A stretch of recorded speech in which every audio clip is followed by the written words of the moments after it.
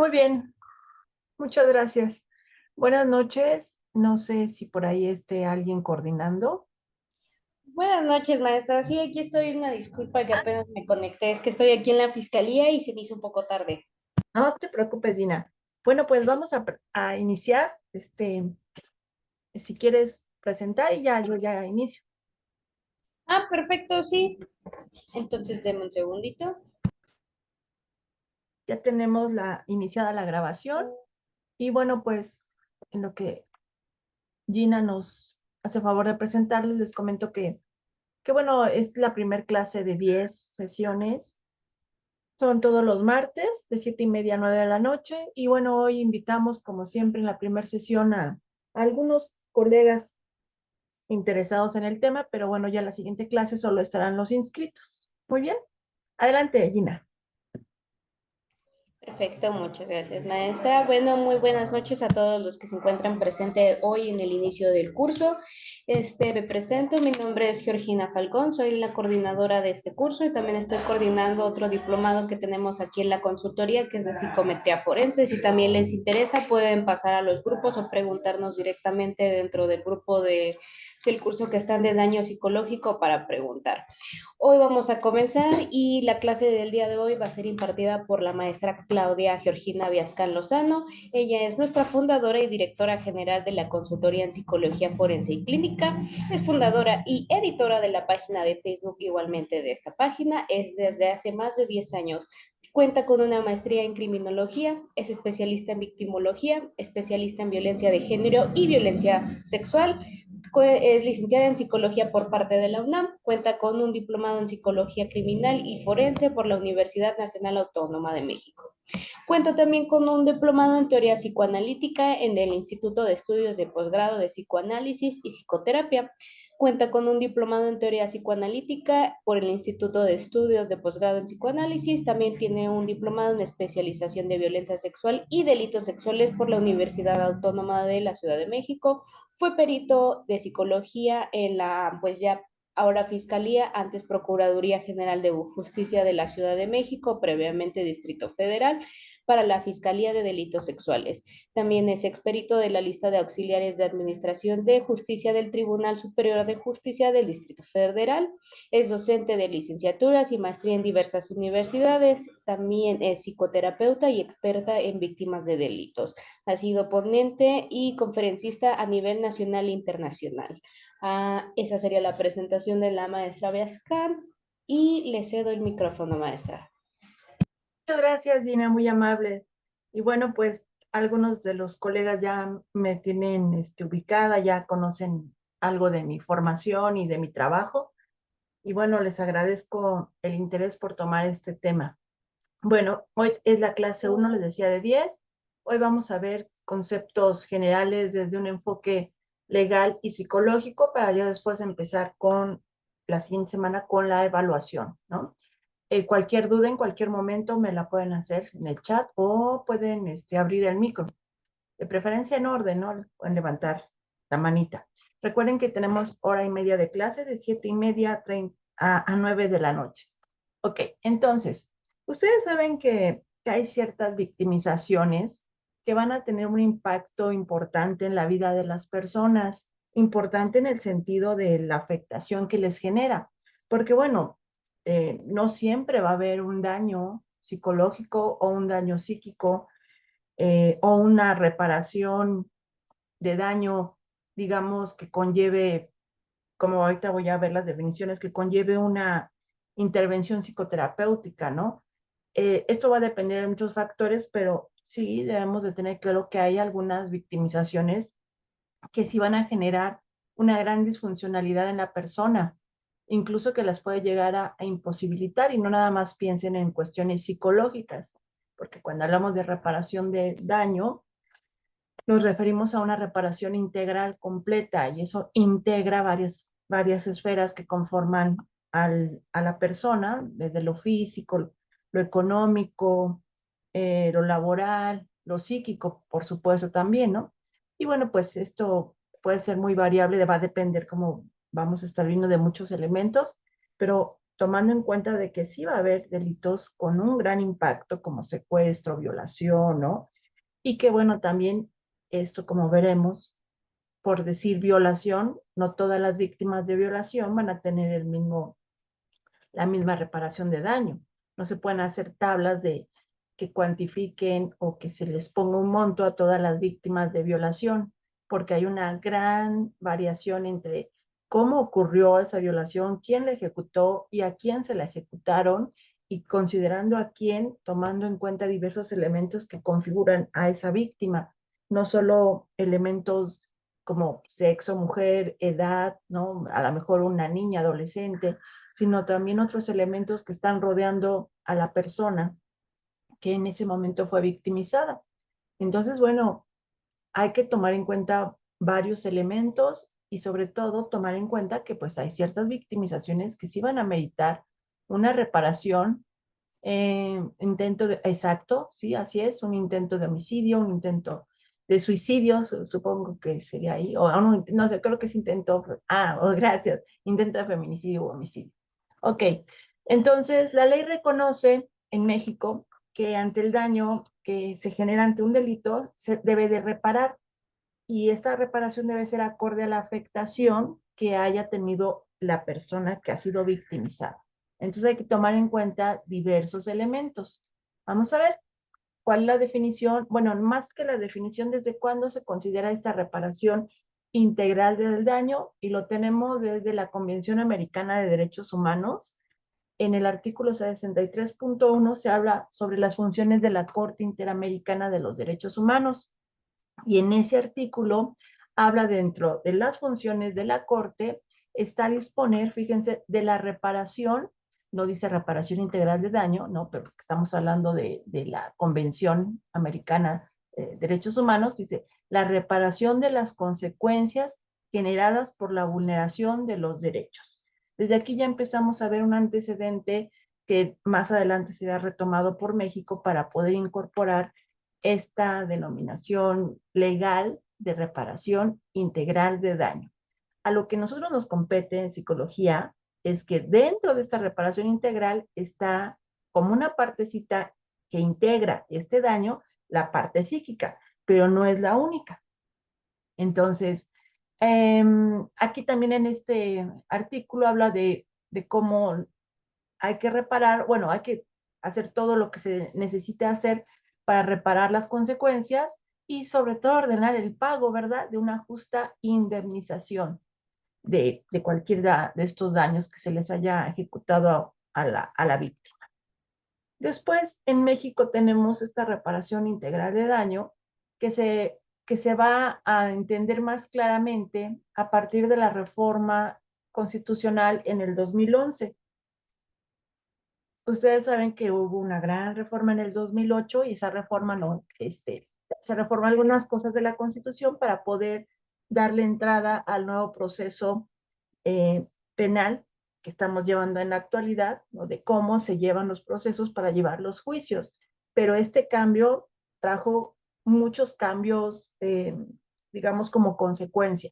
Y otro de ellos, que surge 3 años después, en el 2011, se vuelve a reformar la Constitución y se reforma de tal manera que se incorpora eh, la posibilidad o todas las acciones y todas las, digamos, disposiciones, no en la Constitución, ¿no? Sino que se reforma de tal manera que se visibiliza que los derechos de las víctimas deben de ser protegidos, y que esta reforma se hace a partir de la incorporación de algunos elementos de los tratados internacionales. Y como México ya había firmado y ratificado, bueno, pues tenía que hacer los ajustes legales, internos, jurídicos y todo lo que esté en sus manos para poder respetar estos derechos. En este caso, los derechos de las víctimas. De estos que están acá, que déjenme regreso para acá, pero pasaron muchos años, ¿eh? O sea, desde esto, para que finalmente se incorporara realmente una modificación. O en el 2000 hubo una este, modificación a la Constitución también, respecto a la protección de las víctimas, pero no fue tan fuerte como la de 2011 ni tan efectiva. Y realmente nada más quedó como en papel, como para cubrir que se hacía, ¿no?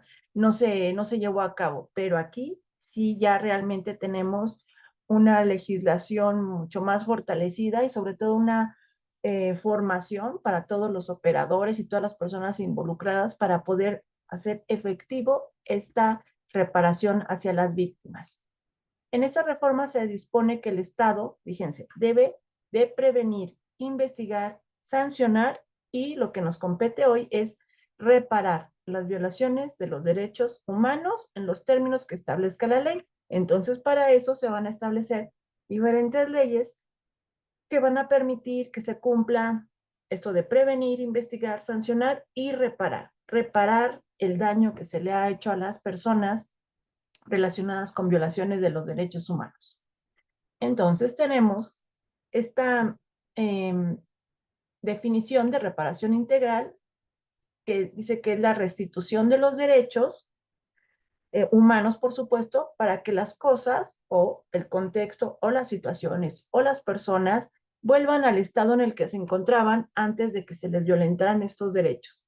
Eso sería lo ideal, ¿no? Que después de una violación de derechos, la que sea, pues las cosas regresaran a como se encontraba, pero pues desafortunadamente hay cosas que no se van a poder restablecer a como se encontraba anteriormente, sobre todo aquellas violaciones de los derechos humanos o delitos que tienen que ver con las personas. Porque si hablamos de cosas materiales, bueno, pues a lo mejor si me roban mi celular, pues me regresan mi celular, ¿no? Y entonces uno diría, estoy como antes.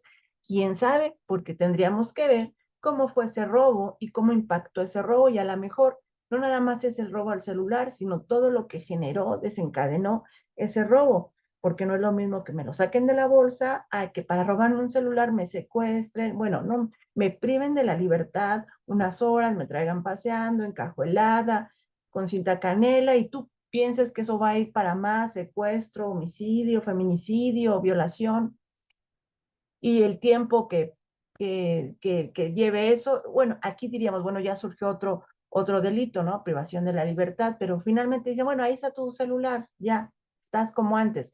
Pues no sería así tan simple, tendría que tratar en la medida de lo posible, accionarse una serie de situaciones para restablecer realmente, y eso habrá delitos que no se puedan. Por ejemplo, en cuestiones de feminicidios, de homicidios, ¿no? Donde, pues, por más que se le haga, ya no se diga delitos sexuales.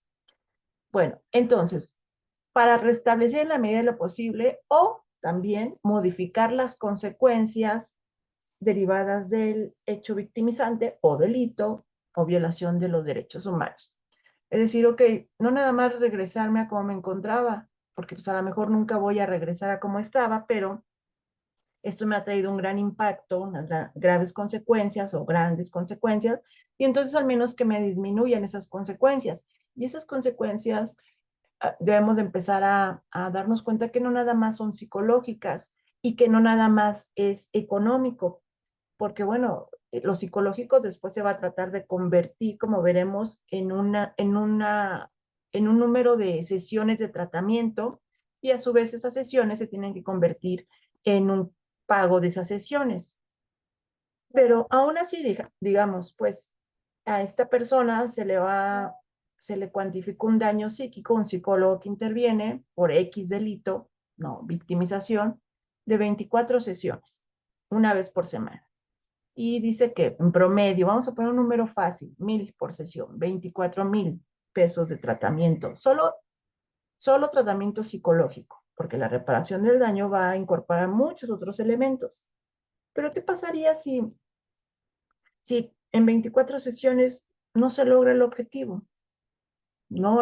Sabemos que siempre cuando se cuantifica decimos que bueno, es un aproximado, ¿no? Pero que esto debe de ser corroborado o, digamos, revisado o actualizado, o la palabra que quieran, pero le tenemos que dejar la puerta abierta al terapeuta, al que está llevando esas sesiones psicoterapéuticas. Finalmente es el que va a saber si sí son 24 o fueron menos o fueron más, ¿no? Y a lo mejor dice, pues no, no son 1000, son 2000 o no fueron 1000, fueron 600. Entonces, en un inicio, como veremos, en algunos casos se pide un aproximado, pero no te lo van a pedir como un aproximado, te van a pedir tal cual que se cuantifique el daño. Y lo están pidiendo desde el inicio porque, como veremos más adelante, es obligación del Ministerio Público iniciar todo este proceso de cuantificación de daño. Y esto inicia cuando lo pasa al psicólogo y por ahí aprovechamos de una vez para que me digas cuál sería su cuantificación. En algunas fiscalías de otros estados, yo estoy hablando de la Ciudad de México en este caso, pero en otros estados dicen, bueno, ahorita que se está iniciando, que estoy iniciando la investigación, independientemente de cuándo fueron los hechos, te lo voy a solicitar más adelante.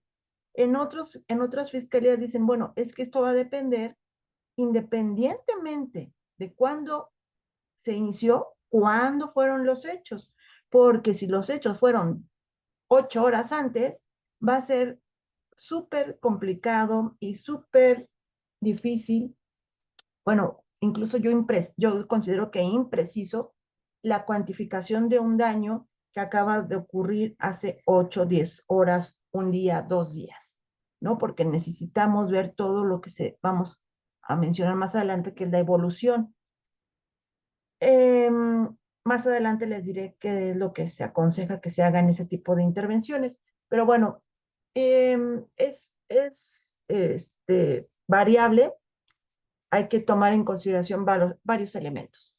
Ahora, los daños patrimoniales, los daños que tienen que ver con cosas, con objetos. Adelante, Leslie. ¿Sí pueden abrir su micro, Gina? ¿Puedes abrir tu micro? Se supone que sí, me Adelante. aparecen que tiene abierto su micrófono, pero creo que no se le escucha. Un segundo. Sí, gracias. A ver, habla Leslie.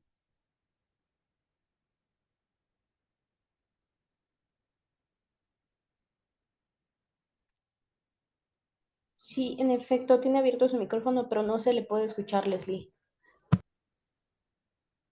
Síguelo intentando, Leslie, o no lo escribes. No, a ver qué pasa ahí. A ver, alguien, porque por ahí dice que si alguien abrió micro. A ver, alguien más abra micro para ver si sí funcionan. Quien quiera, nada más diga yo. Buenas, Ah, muy bien, Damaris, muchas gracias. Sí, entonces sí es problema de Leslie. Gracias. Ahí que lo trate de solucionar y en cuanto quieras me interrumpes. Ah, ok. Los daños patrimoniales causados por un hecho victimizante, pues uno diría es mucho más fácil de cuantificar, ¿no? Hasta hay perito evaluador, aunque siempre ya sabemos que nos van a evaluar, ¿no? Muy bajo, pero bueno, también la víctima tiene, digamos, el derecho de ofrecer su perito evaluador. Ahí no, pues no habría gran problema en los daños patrimoniales. Bueno, excepto, y bueno, no puedo dejar de mencionar el delito de maltrato animal, porque ahí los animales entran dentro de los daños patrimoniales. Todavía son considerados un objeto. Y entonces cuando viene la evaluación no evaluación, o sea, del valor que tiene ese animal de compañía, lo hacen como si fuera un objeto. Y a veces te piden hasta la factura que compraste, del dónde lo compraste, o que si tiene el registro del pedigrí, o cualquier cosa que les permita, ¿no? Por ejemplo, un perro criollo, va a ser valorado con muchísimo menor valor que uno de raza o uno incluso de pedigrí. Entonces, la eh, cuantificación que se le va a hacer ahí al animal de compañía, eso está todavía en mucho debate. En otros países ya están solucionando estos aspectos. ¿Cómo lo hicieron? Pues lo sacaron digamos, de la visión de un objeto, ¿no? Lo llevan a la visión de un ser vivo, no un ser humano, pero sí un ser vivo. Entonces, he visto algunas cuantificaciones de perritos pues que atropellaron con todo dolo las personas o lesionaron o mataron, maltrataron, lo que sea, de 200, 500 pesos, ¿no? ¿Por qué? Porque el perro no tenía factura, no tenía pedigrí, no era de raza, y sin tomar en cuenta lo que se está tomando cuando tenemos delitos, daños no patrimoniales, es decir, que tienen que ver con las personas, pero como los animales no son personas, entonces quedan acá en lo patrimonial. Y entonces aquí lo que se sugiere y lo que se hace es la reparación del daño de las víctimas indirectas. Ujú. Reparación integral de las víctimas indirectas del delito de maltrato animal. Víctima directa del animal, pero ese animal, que es un animal de compañía y que llegara, vamos a poner ejemplo, a ser parte de un núcleo familiar y que se comprobara eh, digamos, psicológicamente, por supuesto, interviniendo el psicólogo, en esa estructura familiar, valorando a cada uno de los integrantes para ver cómo esta pérdida ha afectado a cada uno de ellos, sería parte de la cuantificación. Digo, sí, parte de la cuantificación de la reparación del daño, pero pues ahí sería a través de la víctima indirecta. Bueno, entonces, la compensación es otra cosa. No es la compensación económica no se refiere a la reparación integral. La compensación es parte de la reparación integral y la compensación en algunos casos se va a poder dar, en otros no. Se supone que si hay una reparación integral debería de estar relacionada a la compensación económica. Cada una de estas conceptos los voy a explicar más adelante. ¿Los daños patrimoniales pueden ser considerados como parte del daño psíquico? No, no, Damaris. Los daños patrimoniales son de objetos. Ahora, un objeto a mí me puede causar un daño psíquico. Sí, sí, pero entonces ese objeto, por ejemplo, me roban el reloj de mi papá que ya se murió y que tiene un gran valor emocional. Sí, entonces ahí sería un daño patrimonial porque el delito es robo. Y entonces si vamos a esta definición de la restitución del derecho, de restitución de los derechos de la víctima, aquí el derecho a su pertenencia o el derecho a, ¿cómo se llama? Derecho a tener, ay, se me fue su nombre, derecho a la propiedad, pues a lo mejor le pagan el reloj o recupera su reloj, pero si no lo recupero y solo me lo pagan, entonces de todas maneras va a haber una afectación que pudiera ser considerada como parte de la reparación, pero que por nada del mundo se podría asemejar a una reparación de daño integral cuando el delito recae directamente sobre un daño no patrimonial, es decir, de personas. ¿Sí me entendiste? Porque aquí va como de rebote esta cuestión del daño patrimonial de uno. Digo, igual, esto es un ejemplo pequeñito, pero podemos poner ejemplos. Aquí empiecen a pensar un montonal de ejemplos o de casos que ustedes hayan llevado, ¿no? Es importante aprender de todas y de todos los que estamos aquí, poner sus dudas, sus ejemplos y lo que han encontrado que ustedes consideran que estuvo bien hecho o lo que que le faltó, como dicen hoy. Tenía un área de oportunidad, por no decirles feo, ¿no? Ok, entonces no es lo mismo. Ahora, la compensación económica no equivale a la reparación, sin embargo, una adecuada reparación integral debería de conllevar también una compensación económica que ahorita les voy a explicar a qué nos referimos con compensar.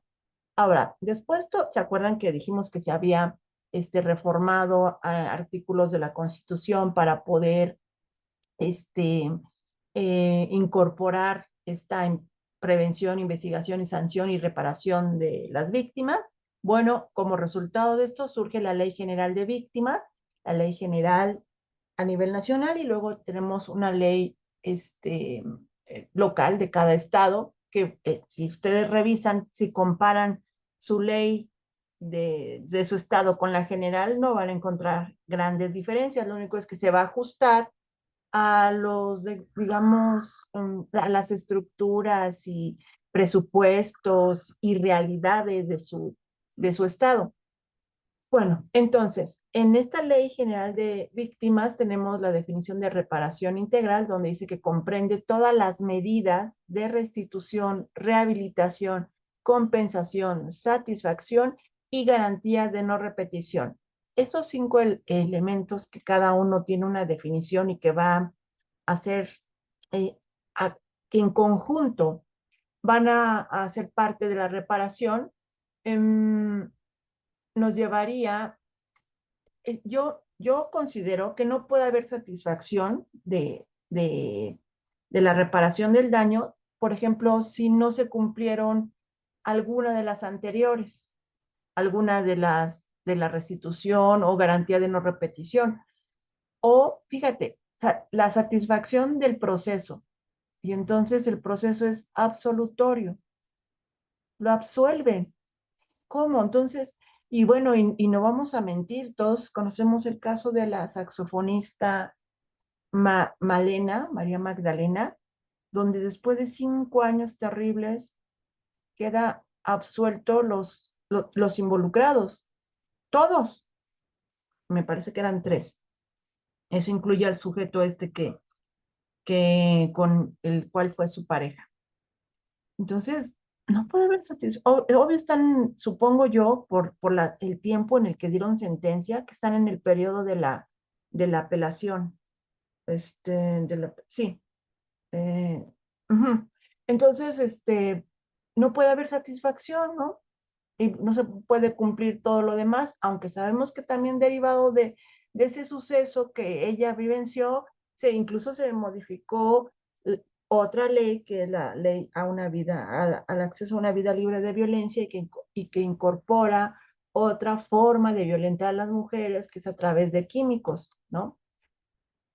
Precisamente de su caso en particular se incorpora y todo eso, que eso sería como una parte de garantía de no repetición, que las leyes no garantizan que las cosas no vuelvan a ocurrir, pero al menos que cuando ocurran haya una, digamos, legislación adecuada para poderla sancionar, o como con Olimpia, la ley Olimpia, ¿no? Que pues ni siquiera pudo hacer absolutamente nada porque en su momento, cuando ella fue víctima, eso no era delito. Y después de su caso se lleva a una ley y luego de una ley se lleva a un tipo penal a nivel federal. Y entonces podemos ver que tal vez pudiera en algunos elementos, aunque en ella no hubo proceso penal, porque no hubo manera digamos, de iniciar el delito, porque no existía como delito de iniciar la investigación, pero sí podemos decir que a lo mejor hubo una satisfacción y se pretendía en general, porque esto puede ser en particular o en general, una no repetición de ese acto. Legislar o penalizar no es la solución, pero pues ayuda mucho al menos para ir generando esta satisfacción, porque ¿cómo voy a estar satisfecho si ni siquiera era delito? Y el otro sí era delito, pero lo llevaron hacia lesiones, ¿no? Y tenemos el feminicidio y la tentativa de feminicidio, y en este caso eso es tentativa de feminicidio, por las condiciones de género en las que se da. Pero por más legislación que haya y reformas y personal preparado y protocolos de actuación y protocolos de investigación y todo lo que quiera, cuando hay injusticia, o sea, aquí algo tuvo que haber pasado. Esperemos que más adelante esa sentencia sea pública, como muchas otras que ha habido donde se les borra los datos, ¿cómo se dice? Los datos íntimos, los datos personales, para conocer qué elementos aportó Ministerio Público para, ¿cómo se dice? Para comprobar la responsabilidad del sujeto, primero que hay un delito, luego la responsabilidad que le imputó a estos sujetos. ¿Y por qué no se pudo llevar a cabo? ¿Qué consideró el juez? ¿Qué falló ahí? ¿El desahogo de las pruebas desde el Ministerio Público estuvo mal? ¿O es evidente que al revisar eso, cualquiera que lo revisara, que tenga, digamos, experiencia en el área jurídica, diga, pues aquí hubo algo muy turbio, ¿no? Esperemos que se abra esa sentencia, así como muchas otras se han abierto. En un apartado se sabe colocar un apartado de afectaciones no patrimoniales, honra, tranquilidad. En un apartado de las periciales se coloca un apartado de afectaciones no patrimoniales. No, honra, tranquilidad, salud, integridad física, salud mental. Ah, esto es en Ecuador. Ah, ok, Daniela. Acá no, acá lo hacemos diferente. Ah, ok. Y cuando son delitos patrimoniales, ¿no? Supongo yo, se coloca ese apartado de no patrimonial y se desglosa. Ah, muy bien. Gracias, Dani. Acá no lo hacemos así. Ok. Ahora, regresamos acá. Esto puede ser, esta reparación integral puede ser sobre víctimas de manera individual o de manera colectiva, de manera material, de manera moral o de manera simbólica. Por ejemplo, en la satisfacción puede ser simbólica.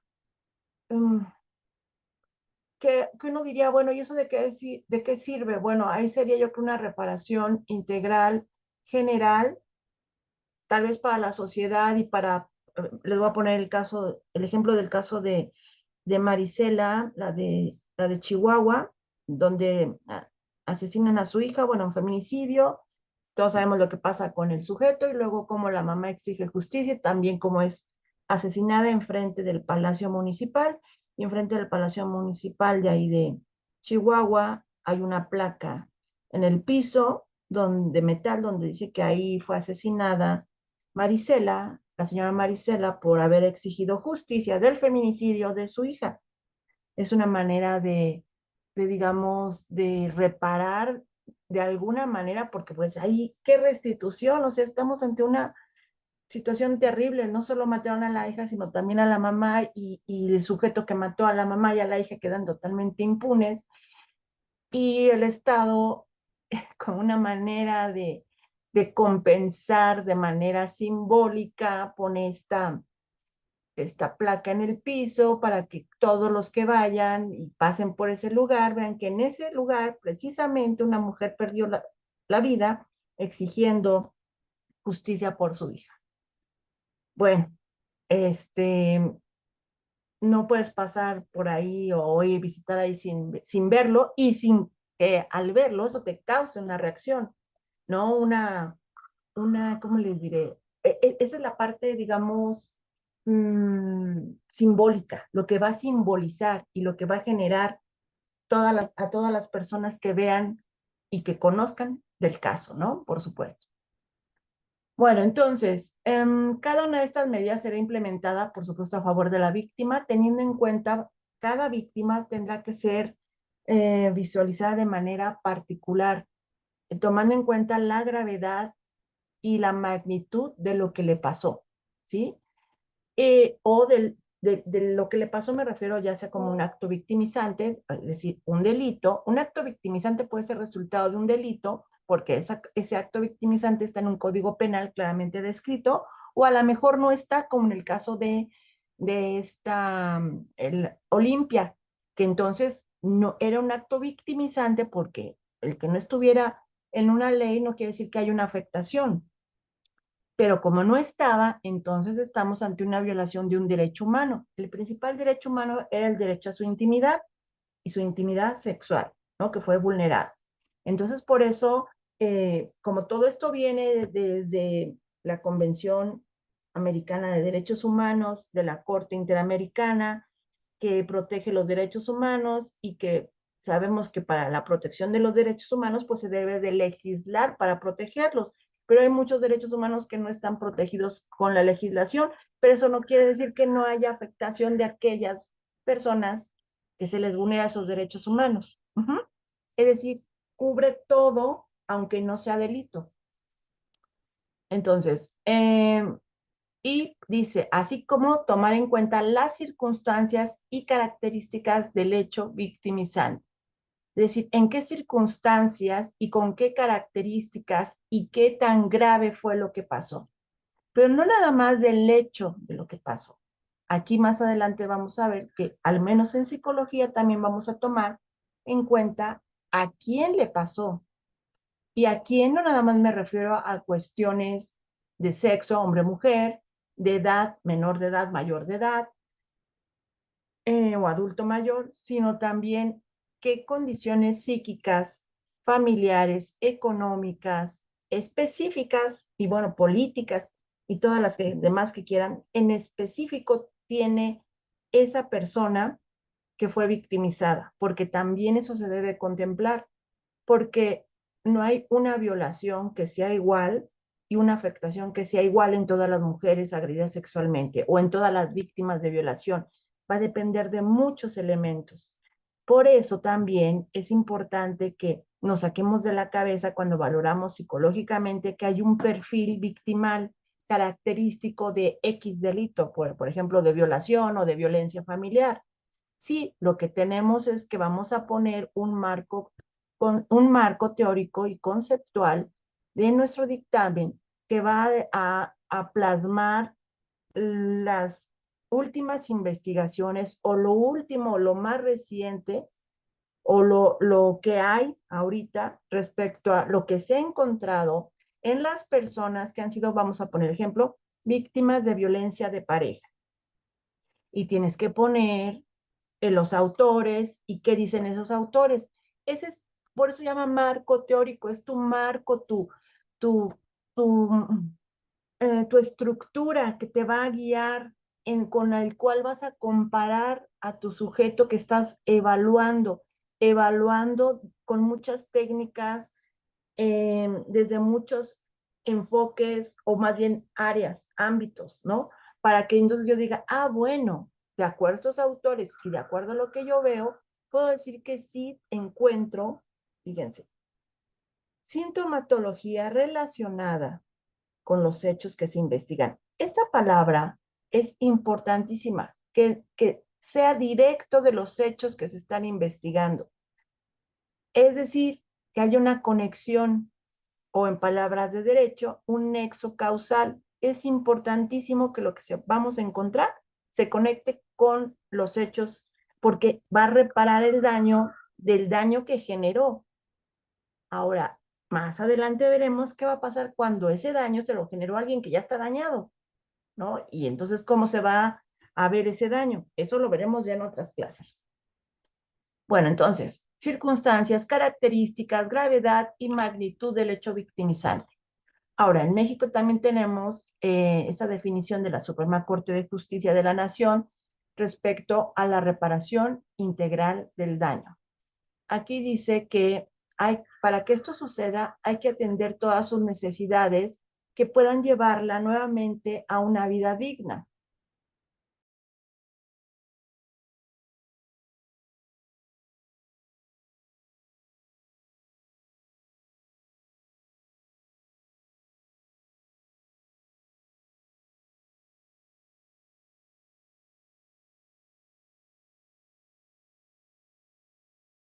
Ya regresé, me sacó, pero ya regresé. Ahí voy a compartir otra vez. Aquí me quedé. ¿Me oyen, Gina? Sí, Todo bien, maestra, se escucha bien y ya se ve la presentación. Gracias, gracias. Claro. Ok. Entonces le decía que la Suprema Corte dice que hay que hacer lo que se tenga que hacer para que esa persona regrese a su vida digna. Digna, digno se refiere a merecedor, lo que merece para que esté bien. Eh, Aclara, con base en la razonabilidad, es decir, lo que sea razonable, ¿verdad? Es decir, no le puedo revivir al familiar, a la hija, a su perrito, lo que sea, pero en base a la razonabilidad. Por eso se deberán valorar las particularidades de cada caso para que podamos atender las necesidades específicas de cada caso. Y esto incluye desde la naturaleza, o sea, ¿qué le pasó y cómo se extienden estos daños? Porque estos daños a veces no solo recaen en la víctima directa. Piensa en una violación. La víctima directa es la persona agredida sexualmente, pero una violación va a tener una victimización indirecta eh, importante. Y eso va a depender, pues, a qué tan, cómo sea su estructura, porque puede ser también afectada no solo su pareja, su familia, su mamá, sus hermanos, sus hijos, hasta sus amigos. también un gran amigo, alguien que pudiera estar muy cercano a esa persona. En secuestro, en las reparaciones, obvio yo les hablo cuando intervengo psicológicamente para la cuantificación del daño psíquico, que es parte de todo este daño. Se evalúa no solo a veces a la familia o a la mamá, supongamos, secuestraron al papá y lo mataron. Pues no solo la familia del papá, hijos y esposa, sino dependiendo las particularidades, he valorado a veces a hermanos del Señor y a padres del Señor. ¿Ok? A ver qué dice acá. Los hijos, sí, por supuesto, los hijos del caso de casos de feminicidio. Ok, y luego dice, cada caso representa la necesidad de que se analicen sus particularidades. Por eso es imposible establecer un tabulador fijo en reparación de daños, por lo que les decía hace rato. Violación se paga tanto, secuestro se paga tanto, feminicidio se paga tanto. Eso es imposible. Pues aun y cuando en los hechos puede parecer que se trate del mismo daño, pues, violación es lo mismo, el impacto se va a diferenciar en virtud de la persona, lo que dije hace ratito. Esto va a depender de la persona, incluso de las vulnerabilidades de la persona, del entorno de la persona, de las redes de apoyo de la persona, de las condiciones socioeconómicas y políticas de la persona. Y cuando hablamos de vulnerabilidades, pues ahí pudiera estar la vulnerabilidad psíquica, ¿no? Pues era una mujer que ya tenía ansiedad o depresión, o un hombre que ya traía problemas de alcoholismo. Eh, He sabido de casos donde el hombre secuestrado ya traía graves problemas previos y desde muy temprana edad, desde los 18, 19 años, de gran suspicacia y desconfianza, ¿no? Con rasgos paranoides. Pero a los 45 es secuestrado un año, vean la edad, vean todo, y posterior a eso se desencadena un trastorno paranoide, pero porque ya traía una base, una predisposición, por así decirlo. Saben que es dificilísimo de tratar estos trastornos paranoides y además, bueno, pues el secuestro fue la gota que derramó el vaso o el factor desencadenante de ese trastorno específico. Pero él, aparte, en su entorno genera una gran disfuncionalidad ya con ese trastorno. O sea, ya de plano no confía.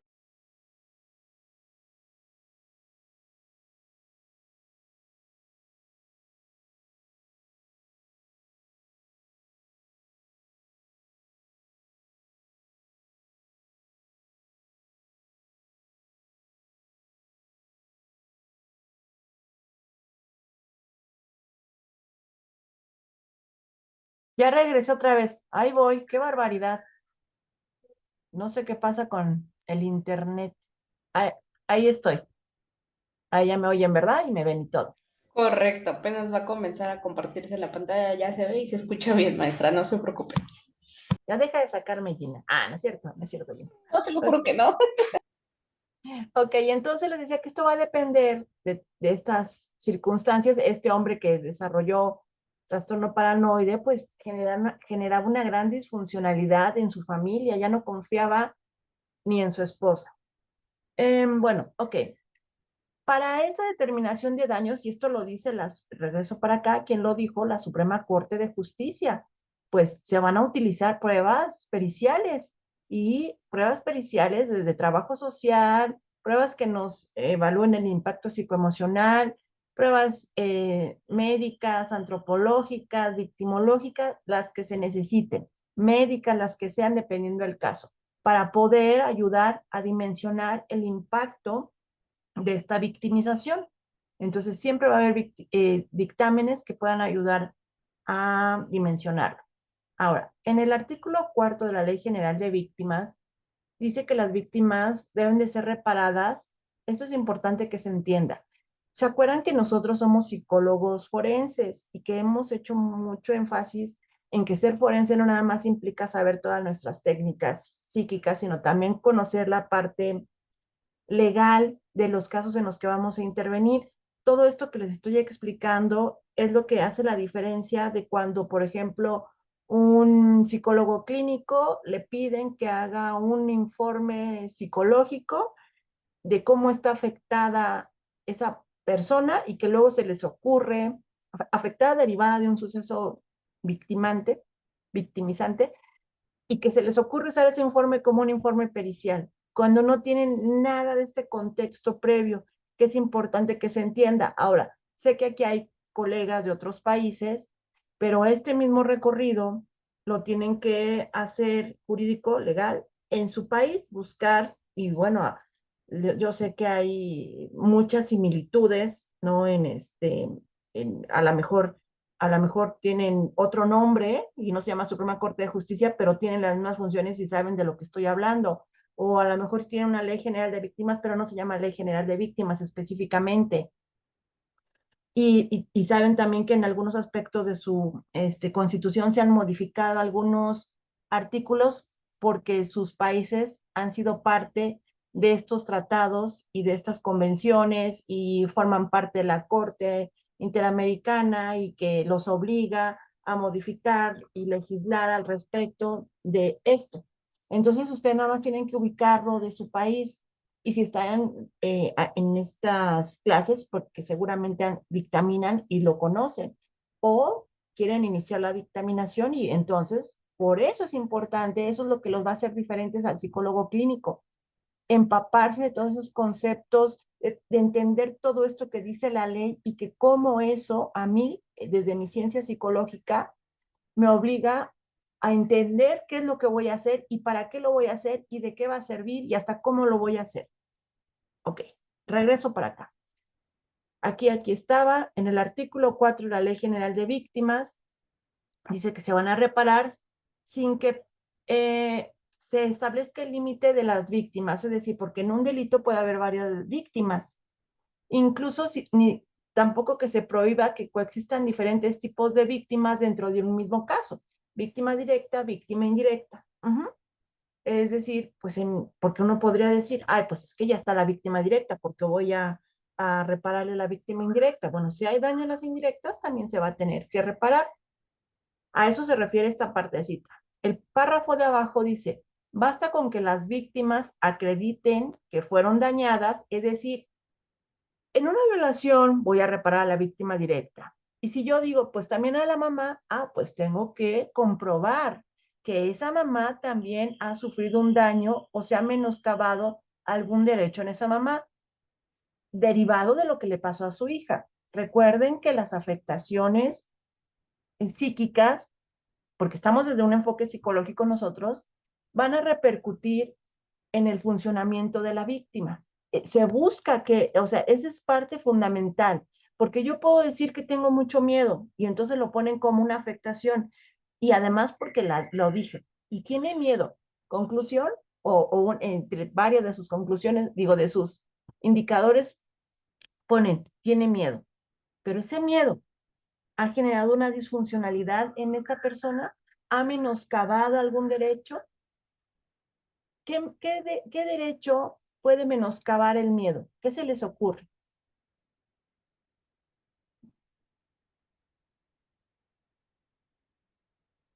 Las que ya han dictaminado, porque no nada más se trata de referir sintomatología, sino de corroborar que esa sintomatología tenga un impacto en la vida de las personas. Muy bien. Derecho a la libertad, muy bien. Derecho a la libertad derivada de una fobia social, ya no sale. Muy bien, Emanuel y Lupita. Entonces, estábamos aquí, haya menos, si dices que fue víctima, pues también hay que comprobarlo y hay que ofrecer pruebas para ello. Y además dice, para acceder a la reparación o al reconocimiento de calidad de víctima. Es decir, si tú quieres que esta víctima sea reconocida en su calidad jurídica de víctima, porque la víctima directa de una mujer adulta del delito de violación es ella. Pero si quieres que la mamá de esa víctima adulta tenga calidad de víctima, tienes que acreditar que ha sido víctima, que ha tenido una afectación derivada de ese delito a su hija. Ahora piensen en una mamá donde la víctima es un menor de edad. Casi siempre se abocan al menor de edad como víctima, pero las mamás también tienen una victimización bastante importante. Ahí aparecen, cuando son menores de edad, como denunciantes, como denunciantes. Pero no, ¿cómo se llama esto? Hay otra palabra, que es víctima, y sí, creo que sí es denunciante. Ahorita aparece, se me fue la onda. Pero no nada más es que ella denuncie, sino también la mamá va a tener en algunos casos una afectación importante cuando a su hijo lo violentaron de alguna manera. Entonces, calidad jurídica de víctima. Basta con que la persona vaya y denuncie. Se le da la calidad jurídica y entonces a partir de ahí se le empieza a proteger jurídicamente como una víctima.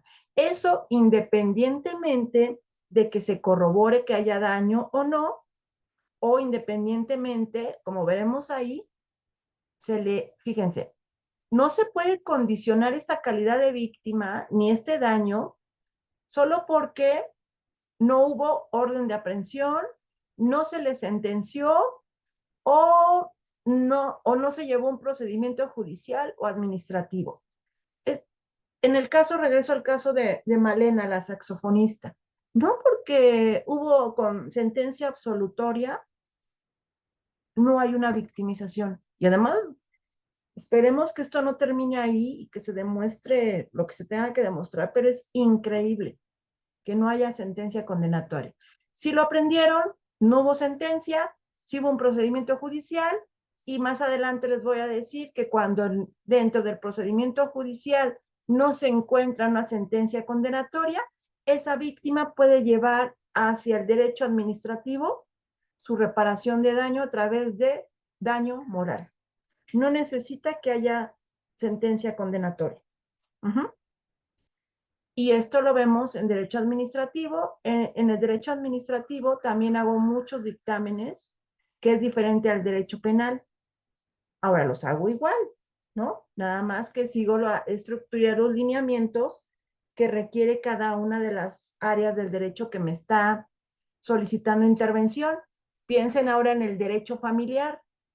El derecho familiar es diferente al derecho penal y al derecho administrativo y sabemos que tiene ciertas particularidades, pero cuando ustedes valoran a una persona, sabemos que nuestra metodología, técnicas, métodos son similares porque vienen de la psicología, nada más que voy a hacer los ajustes necesarios a lo que se me esté solicitando dentro del derecho penal, administrativo o familiar. Eso es ser psicólogo forense.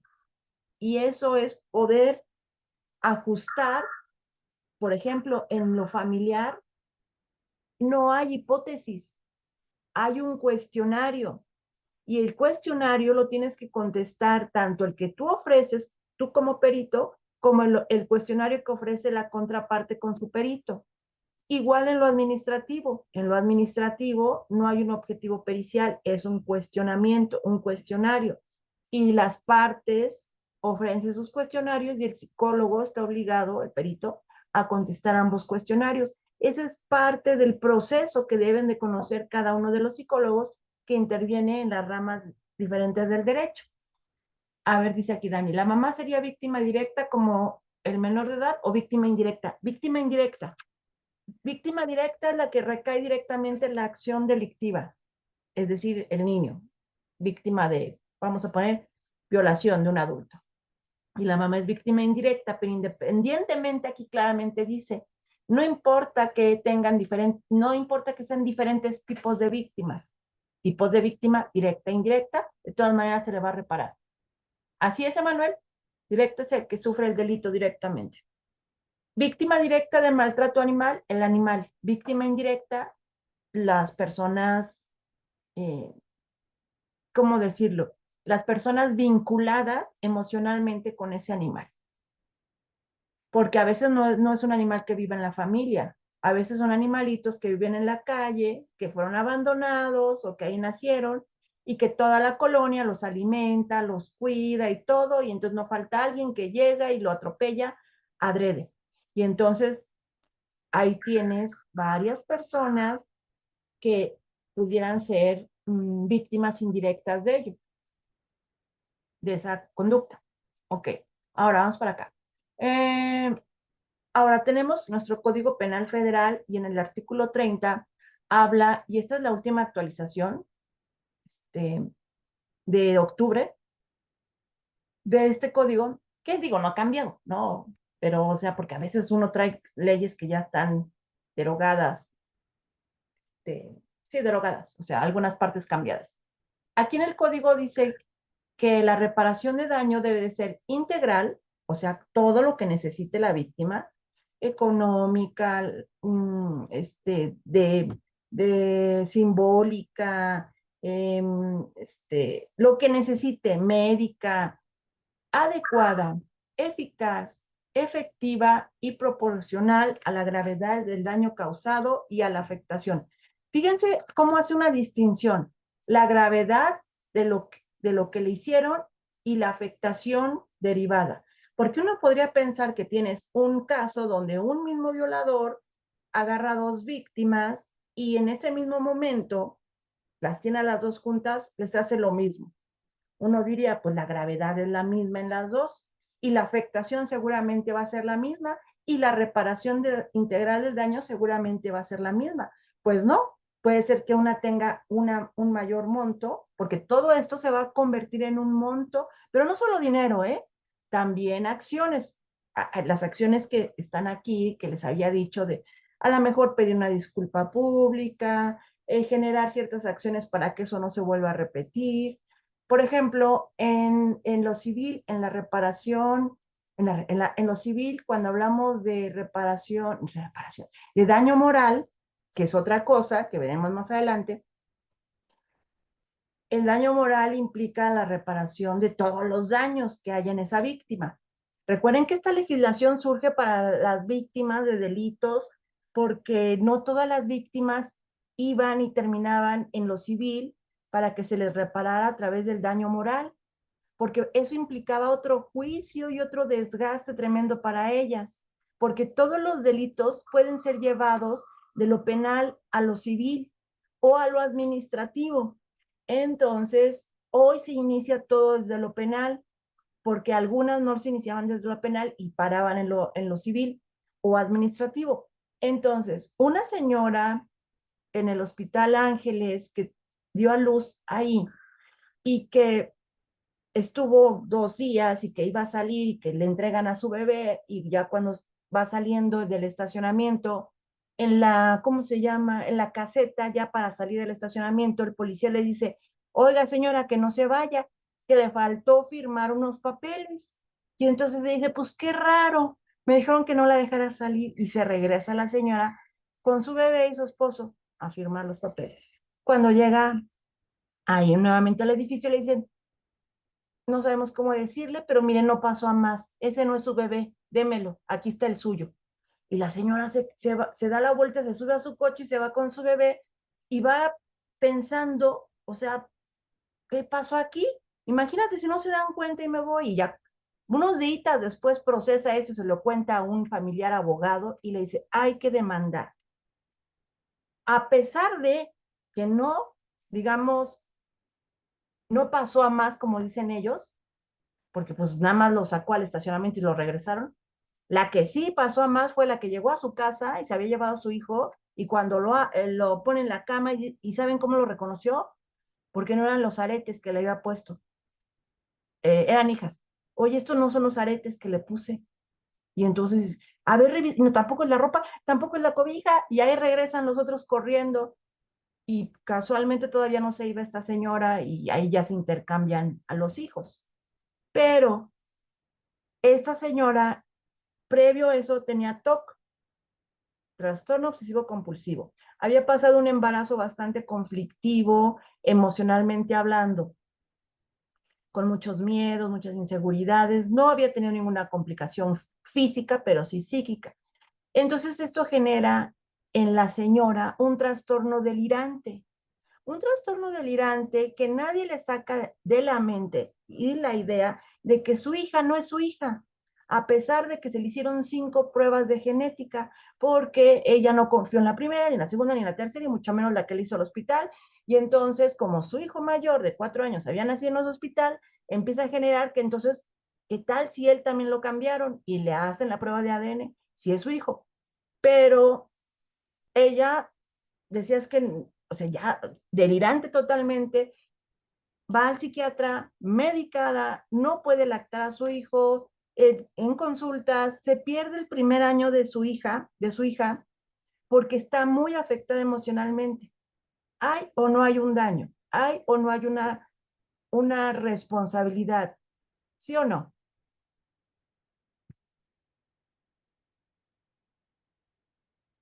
¿Hay delito? No hay delito. Ok, no hay delito, pero sí hay un daño. Y entonces se va a lo civil por daño moral, y se le va a pagar el daño, se cuantifica en 1,5 millones, porque no solo es eso, sino todo lo que se gasta. Ella no pudo regresar a trabajar, ella trabajaba, estaba muy mal psicológicamente, y entonces además se perdió mucho del desarrollo de su hija, pero una de las acciones que se pidieron es que se garantizara que eso no volviera a ocurrir. Y esto ocurrió cuando bañaron a los bebés y les quitaron las pulseras, y las pulseras ahora sí que se traspapelaron, y entonces les pusieron las pulseras equivocadas con los datos equivocados de los niños. Y entonces lo que se pedía es que el hospital generara acciones, sí, generar ciertas acciones para que cuando se bañan los niños, o para asegurar que los niños no se confundan, no se les quite, o se les identifique de diferente manera, o se vayan de manera individual. La cosa es que aseguraran que eso no iba a repetirse. Y que yo sepa, y eso ya tiene como 12 años, si hubo cambios en la manera en que se identificaba a los niños. Ahora imagínense, ¿no? Que no se da cuenta la otra señora, ni esta. ¿Y cuántos casos no habrá por ahí así? Así es, Emanuel. Ahora, vamos a ver. La restitución de la cosa obtenida por el delito, y si no es posible, el pago del precio. Pues bueno, esto es lo más fácil, si se restituye, digamos, cuando son cosas materiales. Cuando son inmateriales, pues ahí la situación va a estar más complicada. Ahora, la indemnización del daño material y moral. El daño material son las cosas y el daño moral es lo intangible. Y esto incluye lo médico y lo psicológico. Material, ok, a lo mejor me fracturaron el brazo, me van a pagar las curaciones y el brazo me vuelve a quedar igual. No hay ninguna disfuncionalidad permanente, pues solo fue temporal. Pero durante el tiempo que tuve el brazo fracturado, pues perdí el trabajo, ¿no? Y entonces, algo que es, digamos, totalmente objetivo tangible, como una lesión física que tiene hasta una clara recuperación, pero eso a su vez va a impactar otros aspectos. Todo eso es lo que hay que analizar. Aquí dice, incluyendo la atención médica, psicológica y todos los servicios sociales y de rehabilitación y tratamientos curativos que sean necesarios para que la persona se restablezca. Obvio, todos esos deben de ser consecuencia del delito. A veces las víctimas nos dicen que tienen gastritis derivado del suceso, pero ellas siempre tuvieron gastritis y entonces no pueden poner eso como una somatización. Lo que sí pueden y deben de corroborar, y a lo mejor a ustedes ni les compete, lo que pasa es que a veces, bueno, no a veces, nos piden que especifiquemos las alteraciones en las 5 áreas, y una de ellas es la somática. Sin embargo, estamos hablando de afectaciones somáticas que tendrán que ser corroboradas por un experto. En este caso, yo he visto mucho que ponen colitis. Nosotros no somos expertos para diagnosticar la colitis. Seguramente la pusimos porque ella no los dijo, y porque ella dice que tiene diagnóstico, y a lo mejor hasta hay una receta, o hasta a lo mejor hay un expediente y lo que quieras. Pero lo que no sabemos es, porque aquí acuérdense, la palabra es nexo, la conexión, que realmente esa colitis sea consecuencia del suceso. Ahora, si estaba previo, porque puede ser que tú tengas colitis desde antes y te pasa un hecho victimizante, debe haber una variación.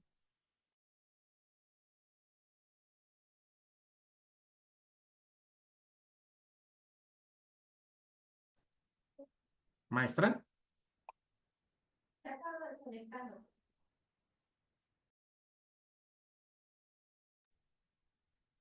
A ver, permítame un momento, creo que Ya se regresé, desconectó. ya Ah, regresé. ya regresó. Es que si me saca y me mete inmediatamente nada más. Aquí me quedé. Que debe de haber una relación temporal exacta. Por eso no se prende la cámara porque es peor. Eh, Entre la afectación, si yo voy a decir que esa mujer tiene colitis derivada de eso, y si se logra comprobar que desde antes la tenía, bueno, tiene que haber una variación en la intensidad, pero finalmente eso no nos va a competir a nosotros para la reparación integral, porque la reparación integral ya será su médico tratante y el abogado quien tenga que comprobar que efectivamente esa colitis se ha exacerbado o complicado o intensificado o agravado derivado del suceso. Así es, Tere, exactamente. Ok, nosotros lo podemos referir, pero no lo podemos aseverar. A ver, entonces, en los casos de delitos contra el libre desarrollo de la personalidad, la libertad y el normal desarrollo psicosexual y en su salud mental, así como de violencia familiar,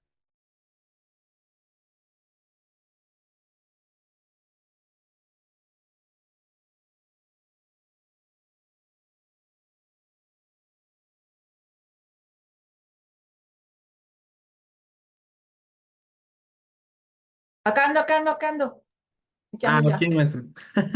Hijo, y eso que no es Telmex.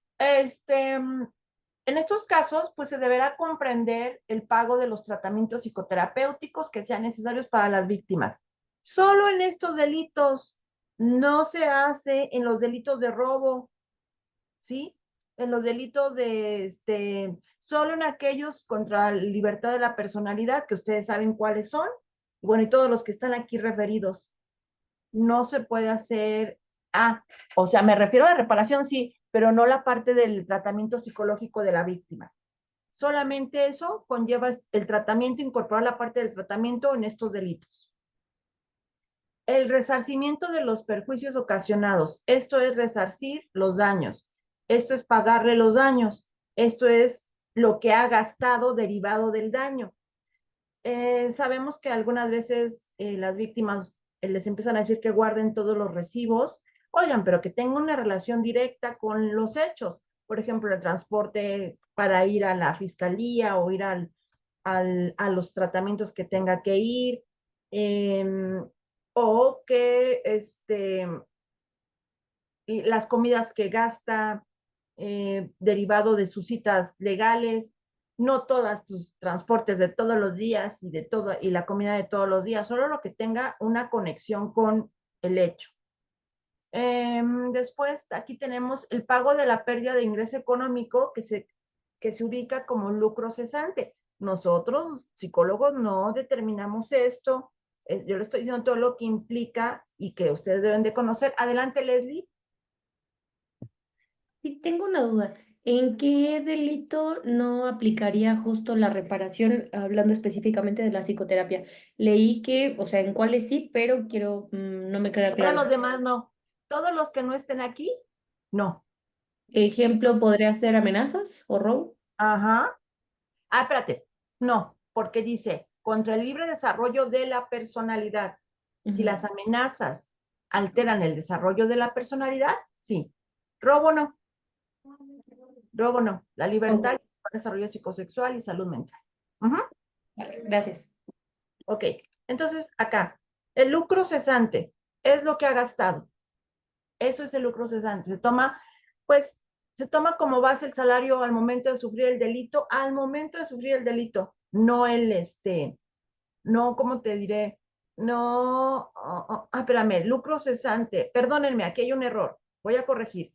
El lucro cesante es lo que va a dejar de percibir a futuro, es a futuro, no, no ha pasado. El pasado, este, Ah, sí, claro, Tere, si es robo con violencia y se acredita la violencia, el daño físico o psíquico, sí. El resarcimiento de los prejuicios ocasionados es lo que gastó y el lucro cesante es lo que dejaría de percibir derivado de los hechos, es decir, pues la corrieron. Bueno, al momento de, su, de que ocurrieron los hechos, ¿cuánto ganaba? Pero que de veras le hayan corrido por eso, no porque ella ya estaba a punto de ser corrida o ella renunció porque así lo consideró, sino que sí haya de veras, una real afectación. Adelante, Richard.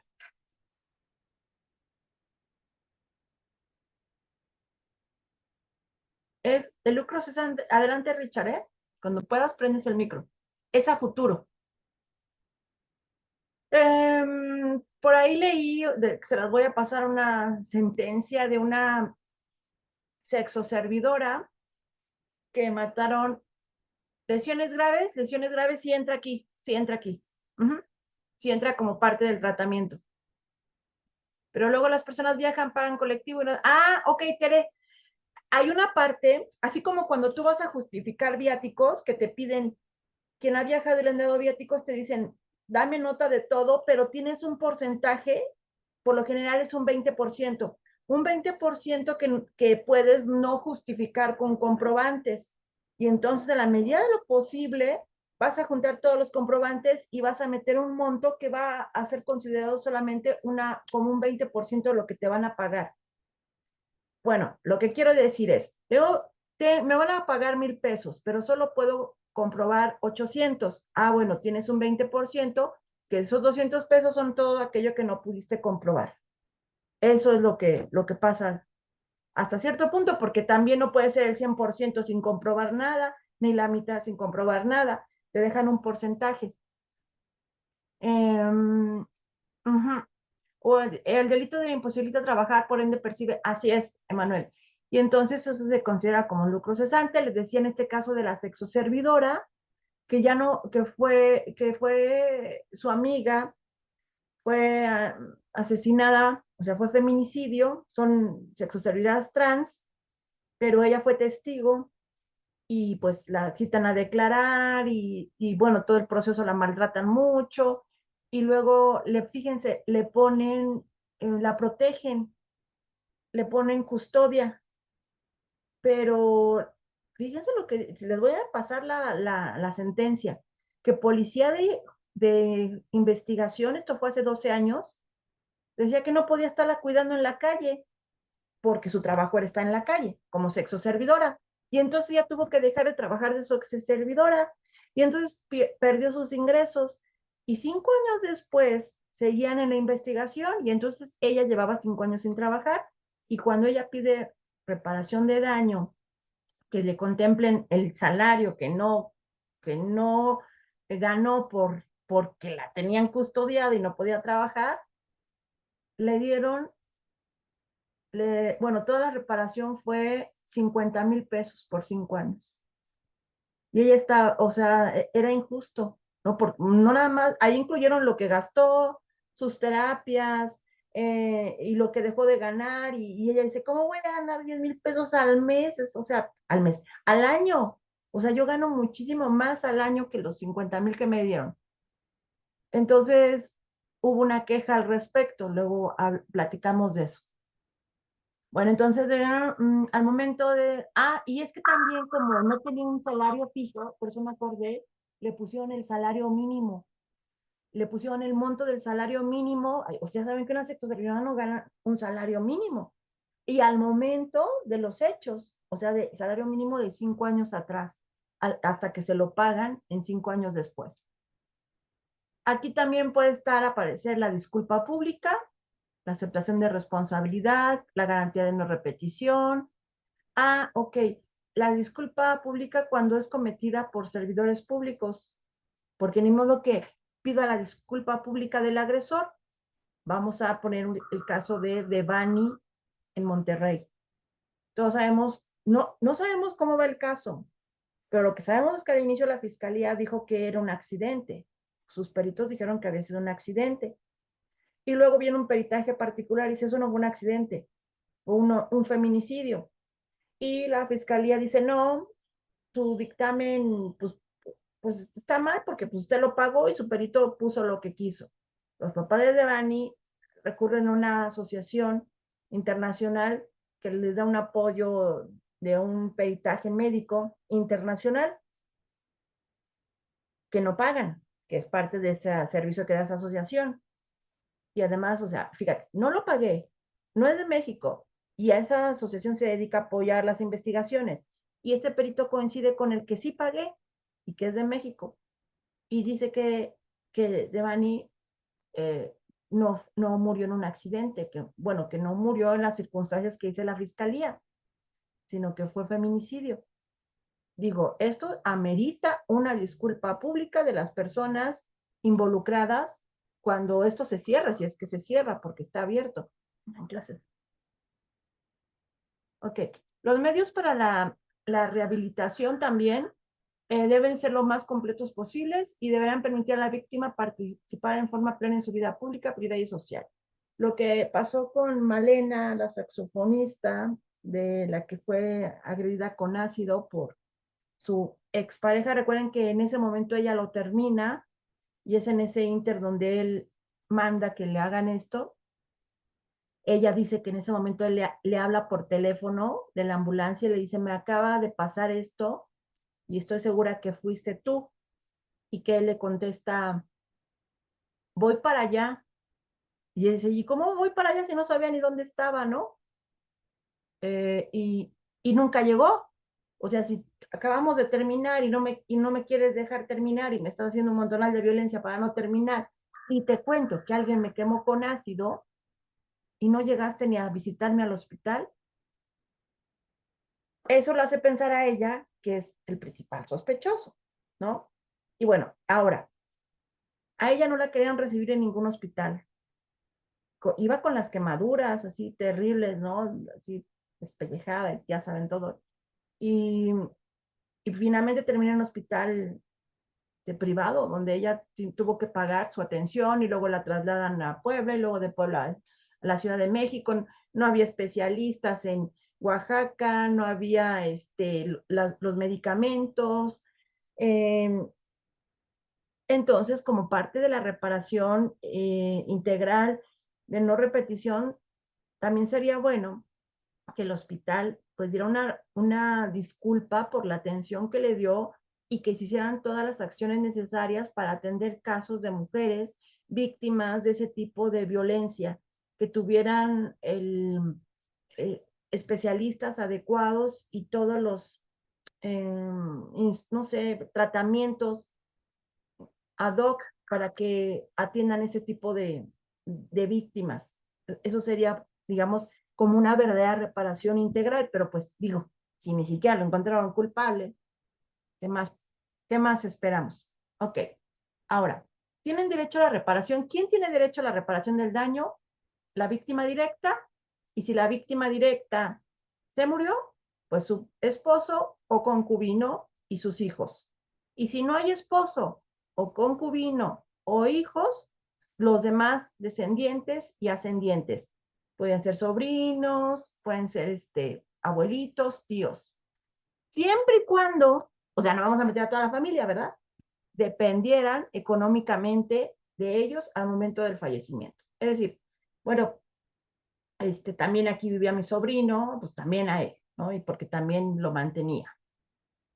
Ahora, la reparación, ¿quién puede determinar la reparación? Solo el juez, porque apenas estamos viendo un dictamen donde le piden el quantum, y el quantum, o sea, que cuantifica, hasta en latín se lo dijo, el quantum del daño moral, valga, se lo pidió al psicólogo. ¿Quién se lo pidió? El MP, en el delito de violencia familiar. O sea, el MP no sabe ni lo que está pidiendo. Como que el quantum del daño moral. Recuerden que ahí lo que se tiene que hacer es inmediatamente hablar en corto con el MP, mira, lo que me tienes que pedir es esto, o sea, es increíble que no sepan cómo trabajar esto en violencia familiar, en CABI, y si no accede, entonces yo hago esa transformación a lo psíquico y a lo que le va a ayudar. Y bueno, sí la hizo, mal, pero la hizo, la transformación. Ahora, solamente la reparación se puede fijar. ¿Cómo la va a fijar el juez? Con base a las pruebas que se hayan ofrecido durante el proceso para acreditar el tipo, no el tipo, el daño y su cuantificación. Para los casos de reparación cuando se causa por delitos por imprudencia, es decir, culposos, se dice que el Ejecutivo reglamentará sin perjuicio la forma en que administrativamente se garantice mediante un seguro especial dicha reparación. Todos los que manejamos sabemos que no es que debemos de tener, si no es un seguro de autos, mínimo un seguro de daños, ¿cómo se llama? Daño a terceros, ¿no? Daño a terceros. Sí, daño a terceros, que te cuesta como 400 pesos. Leslie, ¿quieres hablar o no has bajado la manita? Sí, quería Ahora la preguntar, manita. Sí, referente a que la reparación es fijada por los jueces, tengo una duda. Justamente mencionábamos que se hace una estimación, ejemplo, de las sesiones o la cuantificación de la psicoterapia, que equivale a X monto en dinero, pero el juez se basa justo en eso y da ese monto o él determina ya como generalidad de todos los elementos que pues conforman la carpeta. no. El juez va a determinar la reparación integral del daño. La que nosotros hacemos es parte, pero no va a ser la única. Y entonces yo cuando trabajo con los abogados hacen una lista que le hacen al juez, que le van a exponer. Tratamiento de psicología, 50,000 pesos. Tratamiento médico, 30,000. Gastos de medicina, 20,000. Y le hacen una suma de todo lo que, o sea, la reparación integral, lo que gastó, lo que dejó de, lo que ya no va a gastar, el tratamiento psicológico, es decir, es todo. Y entonces ellos lo proponen, pero el MP propone lo suyo. Y cada uno de estos dos da pruebas de lo que está diciendo, porque pues así yo hago, a ver, hazme unos gastos de tu mes. Ah, no, pues yo te voy así que, porque te los voy a pagar. Ah, y ahorita te hago una listota y lo inflo, ¿no? No, pues tienes que sustentar eso que estás proponiendo que te voy a pagar de ese mes y cada abogado lo va a sustentar. Miren, cuando hago un dictamen de psicología, algunos abogados me piden después, eh, oiga, y más adelante le voy a pedir recibo. Acá entre nos casi no doy recibo de honorarios. Y me dicen, no necesito de honorarios, un recibo. Y entonces lo que hago es, tengo mi hoja, ¿cómo se dice? Membretada, recibí la cantidad de, por concepto de, en fecha tal, de fulanito de tal. Y eso también lo meten. Y también meten sus honorarios los abogados. O sea, es todo. Y el juez, eso es lo que evalúa. Todo en conjunto. Y obvio que esté sustentado con pruebas. ¿Por qué? Porque dice, a ver, ¿cómo que tu abogado te cobró 200,000 pesos? Vamos a poner o 1,000,000. Hay 1,000,000 para el abogado, ¿no? Pues, este abogado, a ver, pues, ¿dónde tiene cómo se dice, su oficina? Ni oficina tiene, ¿no? O sea, ¿cómo este abogado les cobró? Y además, ¿de dónde la víctima pudo pagarle 1,000,000 de pesos al abogado? Es decir, no se trata de inventar y de inflar, que sea, ¿se acuerdan esa palabra que decía razonable y aparte comprobable? Y algunas cosas serán comprobables y otras cosas serán razonables. O también cuando las víctimas van a psicoterapia, porque yo puedo decir en un dictamen, esa víctima por la afectación necesita 50 sesiones. O sea, a futuro las va a necesitar. Pero esa víctima ya estuvo yendo a psicoterapia porque conmigo llegó un año después. Pues esa psicóloga que le dio psicoterapia un año también le va a expedir, tampoco es necesario que sean recibos de honorario, pero sí recibos que tengan un membrete, es decir, por lo general lo hacen por mes. En el mes vino 4 veces, de 4 sesiones a 500 pesos, son 2,000 pesos. Recibo por el mes de enero de 4 sesiones psicoterapéuticas a nombre de tal persona y nombre y cédula de la psicóloga. Y se va juntando todo eso, todo y juntan que los medicamentos. Ahora, fíjate, una receta médica. de un medicamento que quién se lo mandó, para qué se lo mandó, tiene una relación con esto, todo eso es como cuando acreditas tus viáticos, cuando justificas tus viáticos. Oye, ¿por qué si te mandé a ti, ¿por qué me traes una nota de un restaurante de 10 personas? Si pues, los viáticos son para ti. Ah, todo eso, ¿sí, Leslie? Ok, Sí, gracias. ok, entonces, la forma en que se administra, ok. En caso, pero les iba a decir, ¿dónde estaba? ¿Dónde estaba? Déjenme regreso para acá. Les decía que todos los autos, los que tenemos auto, tenemos que tener este seguro de daños a tercero, que casi siempre está incluido en tu seguro de coche, pero algunas personas no quieren pagar seguro de coche y nada más compran este seguro porque si no lo compran, pues digo, pueden andar, ese seguro de daño a terceros, pueden andar así por la vida, pero si tienen un percance de tránsito, bueno, de autos, eh, te lleva la grúa si no lo tienes y no te dejan sacar tu auto hasta que no compras el seguro. Y entonces muchos afuera de donde están las grúas, o te estacionaste mal y te llevó la grúa o lo que sea, están vendiéndote los seguros porque saben que no lo puedes sacar si no lo aseguras. Eso es para asegurar esta reparación. O sea, si tú atropellas a alguien, mínimo que tengas para pagarle a ese que atropellaste sin querer por un delito culposo. Por eso exigen dice administrativamente, estos seguros. Ahora, el código, seguimos. En todo proceso penal, el MP está obligado a solicitar por oficio esta reparación, por eso lo inicia desde que le informa a la víctima ya saben que firma sus derechos y esos derechos de la víctima viene a pedir la reparación del daño y también se reafirma cuando solicita al psicólogo que va a valorar el daño, que si tiene una relación derivada del delito y aparte, fíjense lo que hacen los ministerios públicos. Pues de una vez que me lo cuantifique, cuando son dos cosas diferentes. Está dando intervención para ver, por ejemplo, el estado emocional en el que se encuentra, se está iniciando, o porque quiero saber si tengo un indicio psíquico, así como tengo un indicio físico, médico, eh, para que me aporte a la investigación. Pero dice, pues de una vez que lo cuantifique, pero son cosas distintas. Pero ya saben, ven burro y se les antoja viaje, ven psicólogo, de una vez que me haga hasta la cuantificación del daño psíquico. Oye, estamos iniciándola y me estás pidiendo apenas, dime si presenta afectación derivada de los hechos que denuncia o afectación derivada del delito de violencia familiar, ya ven que son bien específicos, del hecho ocurrido el día 29 de octubre del 2024 a las 9 de la noche, como si la violencia familiar nada más fuera ese suceso, ¿no? Y cuando le dices, no, es que mira, la afectación viene desde más atrás. No, pero dime de esta específicamente. Estas cuantificaciones de daño de violencia familiar hay que hacerlas bien de manera retrospectiva, porque ya para que una víctima llegue a denunciar, no es la primera vez, y a lo mejor denuncia la violencia, digamos, más objetiva, más visible, a lo mejor ya un golpe, pero detrás de ella seguramente hay otra violencia.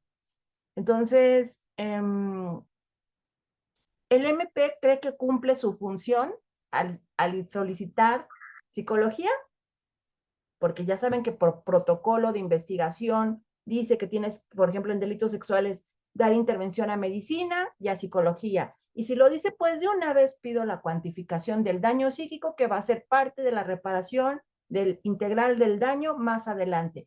Y a veces se tardan esas carpetas de investigación 1 o 2 años en que finalmente se da sentencia, bueno, ya juzgado se da sentencia y hay que volver a cuantificar el daño porque se va a reparar ese daño que está en ese momento de la sentencia.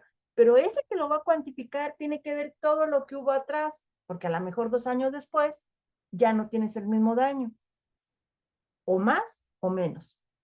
¿Qué pasa si son de instituciones públicas? Se contempla ¿te refieres que atendida psicológicamente la víctima? y que se haya ido a dar psicoterapia, bueno, ya creo que sí va por ahí tu pregunta. Pues se pide un informe. Ah, pero te refieres al monto donde no pagaron, como CTA, ¿no? No, pues no lo puede meter como gastos. Sí, como centro de terapia de apoyo que no cobra. Que yo sepa, no cobra, ¿verdad? O si cobra, creo que sí cobra, ¿no? Algo muy pequeñito, muy simbólico. Sí, el recurso económico, bueno, pues si no pagó, no se lo pagan, no se lo van a pagar. De hecho, yo he visto